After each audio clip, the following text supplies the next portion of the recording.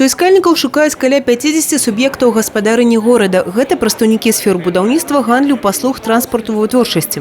На сегодняшний день наше предприятие готово предлагать вакансии операторов линии производства пищевой продукции, обработчиков рыбы, морепродуктов. При наличии технического образования очень рады наладчикам оборудования.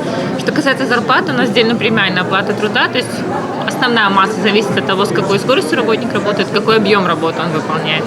700 и выше – это основная наша планка. Я узнал о самой ярмарке через интернет, потому что я очень часто мониторю интернет.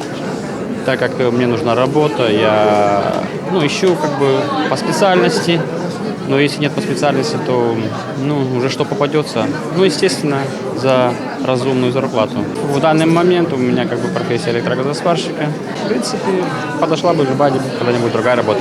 Кірмаш вакансій у тым ліку і магчымасць для суіскальнікаў не толькі знайсці варыянт працаўладкавання, але і даведацца, як можна перавучыцца на больш запатрабаваную прафесію або атрымаць субсідыю на адкрыццё асабістай справы ці рамесніцтва. Напряженность на сегодняшний день у нас на рынке труда небольшая. У нас на учете состоит около 500 безработных, в то время как заявлено 2400 вакансий. Поэтому выбор есть.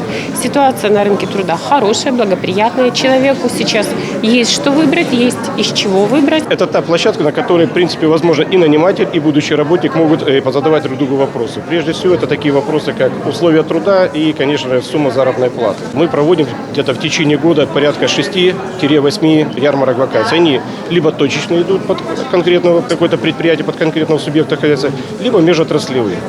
И мы рассчитываем так, что как минимум на одной ярмарке вакансий, так анализируя ситуацию, находят до 150-200 человек свои рабочие места.